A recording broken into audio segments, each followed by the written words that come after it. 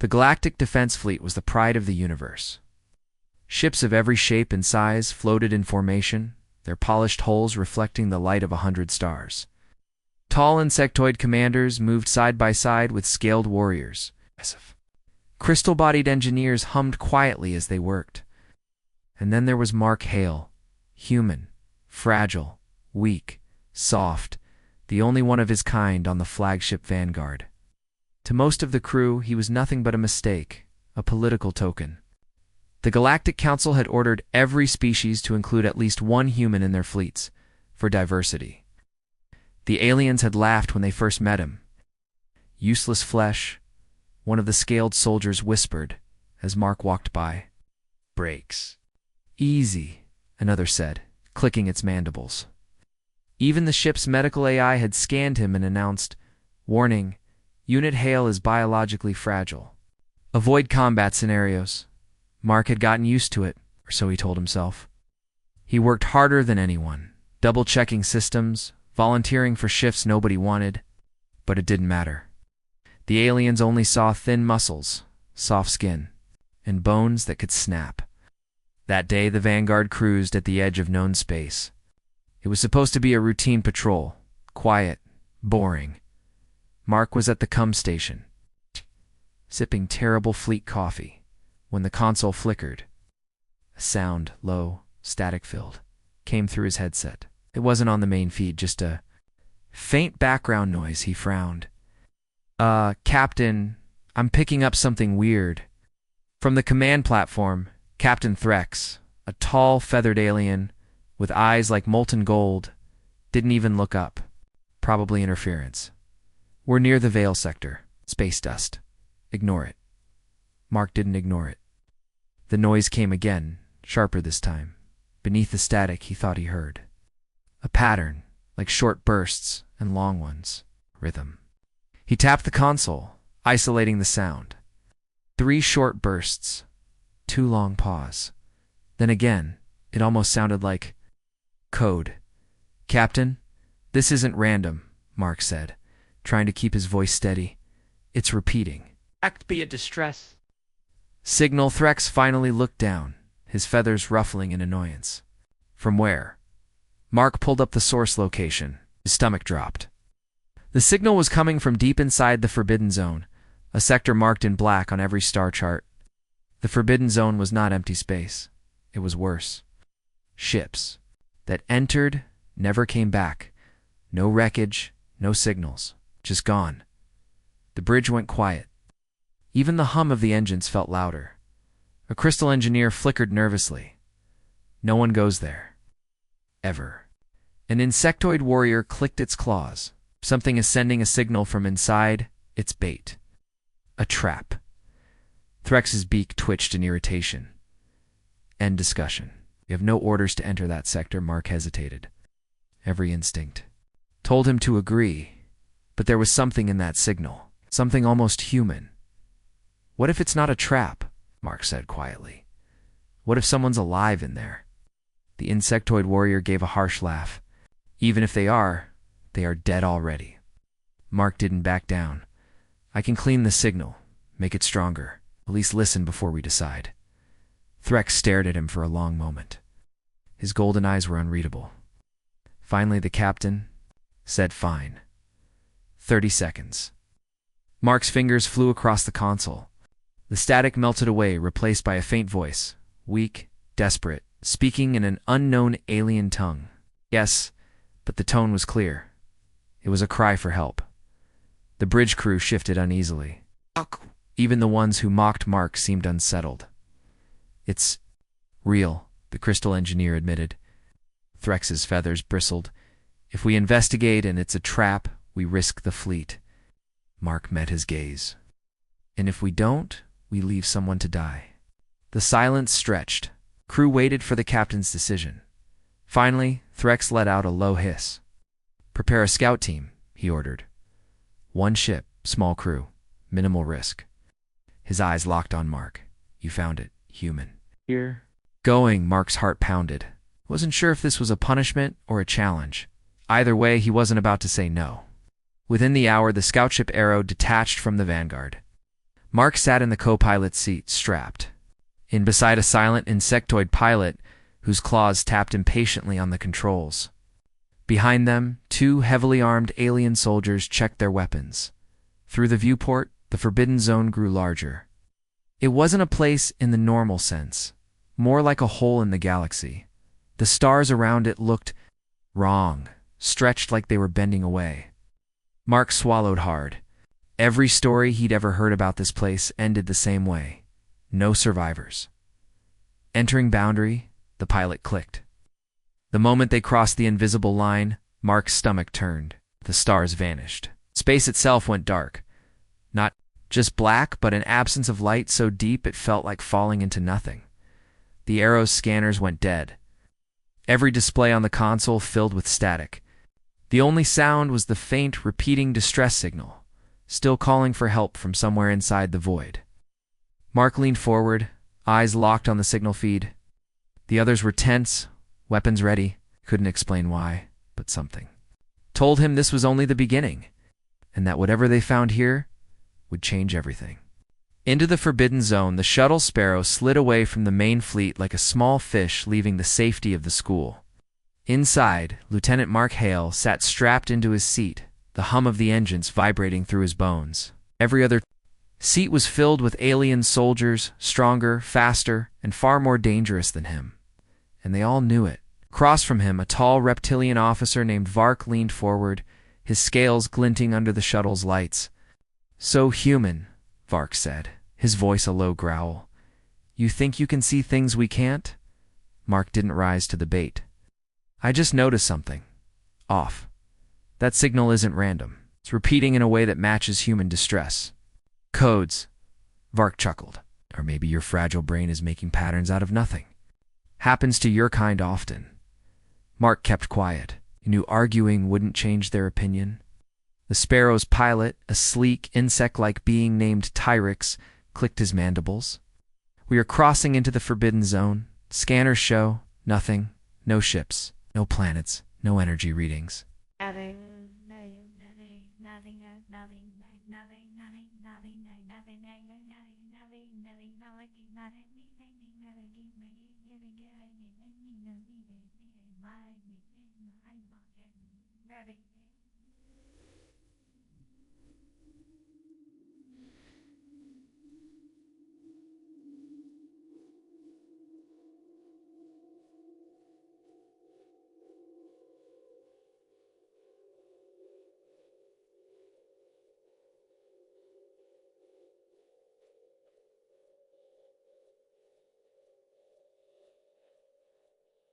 "When guy I'll I get I."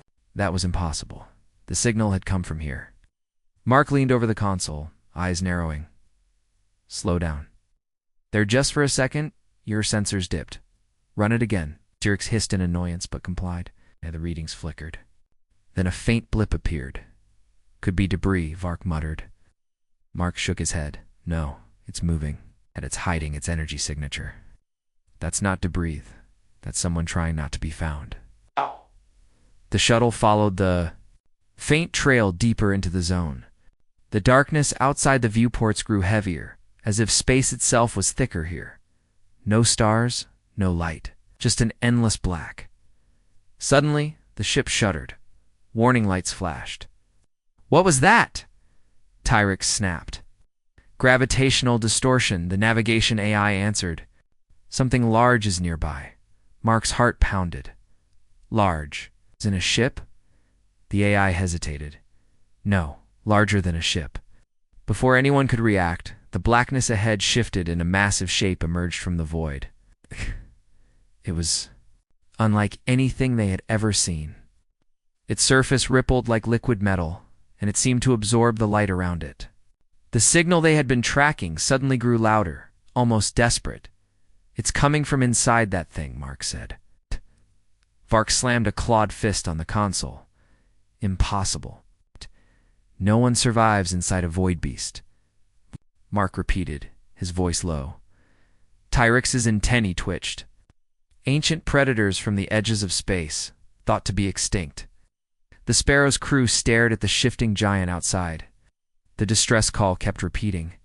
But now Mark could hear something new in it, tiny breaks, pauses, changes in pitch.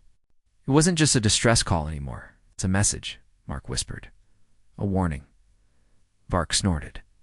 A warning from inside a creature's stomach? Ridiculous. But Mark didn't answer. His mind was already working. Whoever was working.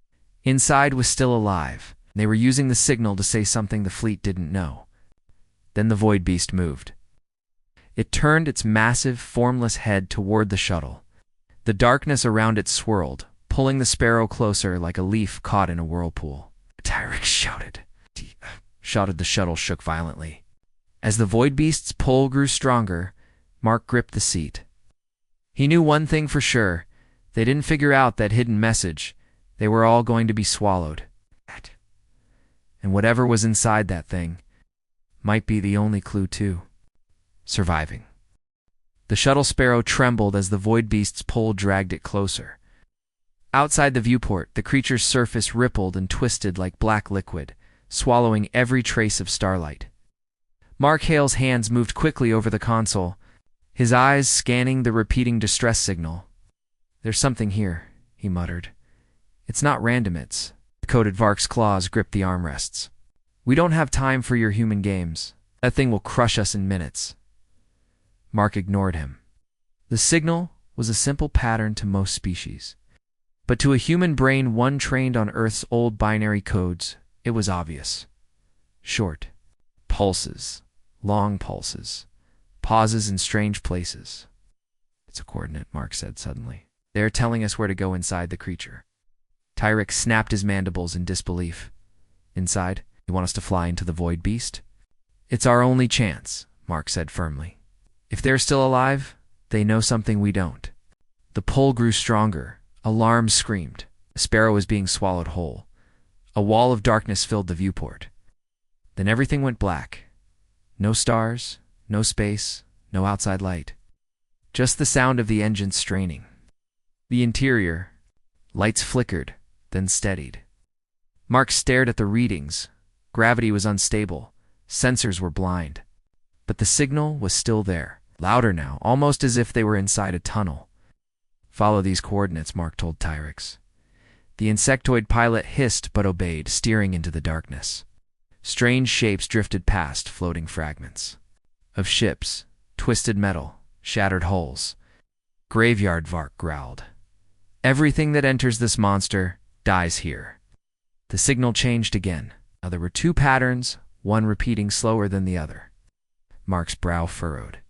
It's not just coordinates, he said. It's also countdown. Countdown to what? Tyrex asked sharply. Mark's throat tightened. I don't know. But if it hits 0 before we get there, we may not have a way out. The crew fell silent, tension filling the air. The shuttle pushed deeper, past the debris, until a faint glow appeared in the stantosphere of pale light floating inside the void. That's our destination, Mark said. As they approached, the glow resolved into a damaged alien escape pod wedged into the fleshy wall of the creature's interior. Something or someone was moving inside. But before they could get closer, the sparrow shook violently. The walls of the void beast around them began to shift, closing in like a throat swallowing. The countdown and the signal hit its final phase. Mark's voice was cold and steady. If we don't reach that pod in the next 2 minutes, we're dead. If you want, I can make part for the high-intensity rescue attempt where Mark tries to reach the survivor before the void beast crushes them, while the aliens finally start realizing the useless human might be their only hope. Race against. The beast, the sparrow, shook like it was trapped in a storm. Metal groaned. Warning lights flashed red across the cockpit. Tyrex's claws darted over the controls. The void beast is collapsing its walls. It's trying to crush us. Mark didn't look away from the glowing pod ahead. Then push the engines to maximum, Vark growled. Our thrusters will burn out before we get there. They burn out, Mark snapped. We don't have a choice. The countdown and the signal ticked lower. 90 seconds. The glowing pod was still 50 meters away, half buried in the dark, pulsing wall of the creature's flesh.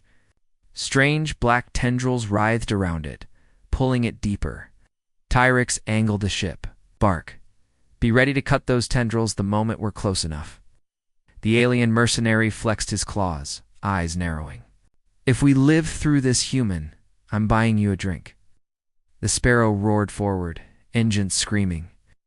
The walls of the beast pressed in, massive and unstoppable.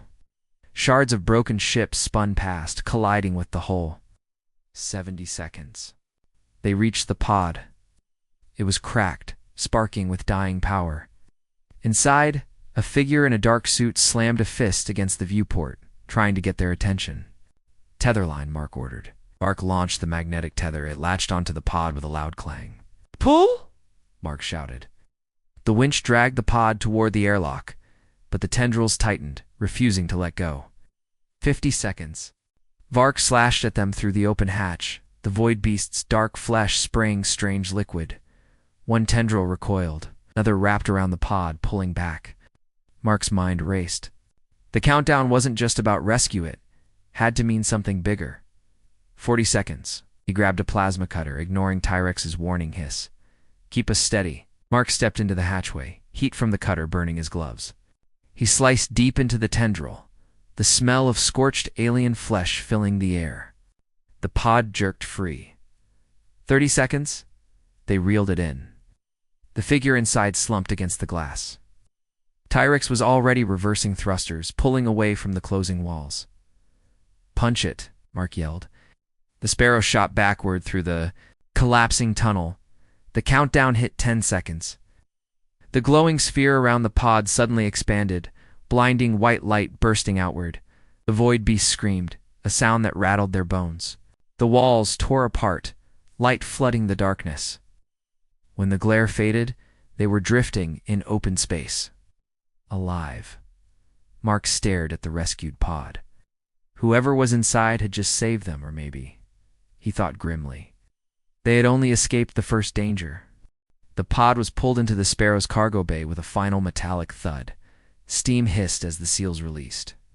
Mark stood ready with his sidearm. Vark's claws flexed, and Tyrix kept one hand on the emergency hatch controls. The pod door slid open, and a tall, thin figure stepped out.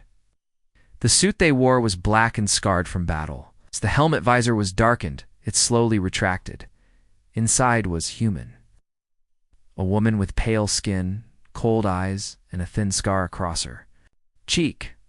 Mark's jaw tightened. You're from Earth. She looked him up and down. Not anymore. Her voice was calm, but her eyes, they had seen horrors. You've just pulled me out of a living singularity, she said. But if you think you're safe, you're wrong. Mark stepped closer. That thing we just escaped? What was it? The woman's lips tightened. A harbinger. The first scout of something far worse. You shouldn't have come here, Vark growled. There's more of those void beasts? The woman didn't answer directly. She touched the cracked wrist console on her suit, and a small hologram flickered above her arm. It showed the star map. Dozens of red circles appearing in a spreading wave. Mark frowned. Those are systems. Yes, she said. Systems that are already gone, consumed. Tyrix's frills flattened in fear. But the fleet has no records of this. They wouldn't, she said coldly. The fleet doesn't go where I've been. She looked straight at Mark. And you human are the reason I let them pull me out. You saw the pattern in the distress signal.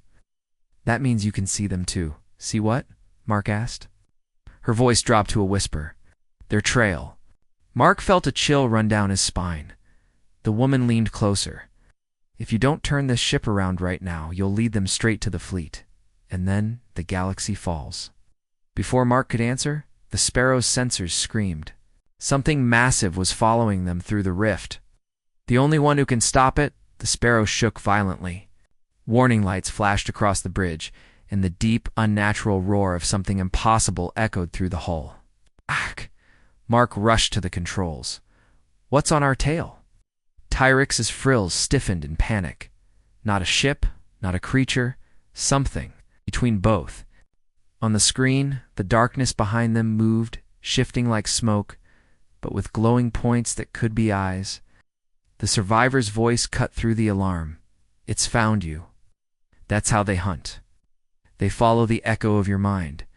Vark slammed his claw on the console. Then we blast it. Shook her head. You can't. Your weapons will feed it. Only someone who can see its trail can cut it off. Her eyes locked on Mark. That's you. Mark's throat felt dry. Why me?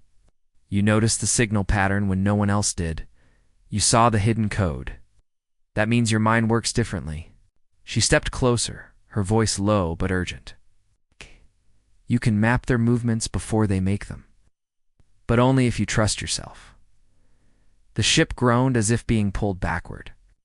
Metal screamed. Vark's voice was almost a roar. Mark, do something. Mark closed his eyes, blocking out the chaos. He remembered the strange rhythm in the distress signal, 3 short pulses, too long. He thought about the way the void beast moved in the rift, the way it folded around space instead of traveling through it. And then he saw it. A path, a narrow, twisting route through collapsing space. Tyrix turned 37 degrees starboard. Then pitch down by 2? Mark shouted. The sparrow dove, narrowly dodging a shadowy tendril that lashed out from the void. Again now roll left, Mark barked. They weaved through the darkness, the beast's glowing eyes fading. Behind them, finally, with one last burst of power, the sparrow shot out of the rift. Silence. Only the soft hum of the engines remained. The survivor studied him for a long moment. You did it, she said quietly. You cut the link. It won't follow this. Time Mark looked at the star map. The red circles were still spreading. This isn't over, he said. If they're coming for the galaxy, we'll have to be ready. Bark clapped a heavy claw on Mark's shoulder. Maybe useless flesh isn't so useless after all. Mark didn't smile. He just stared at the stars. Because somewhere in the dark he knew they were still watching. End of story.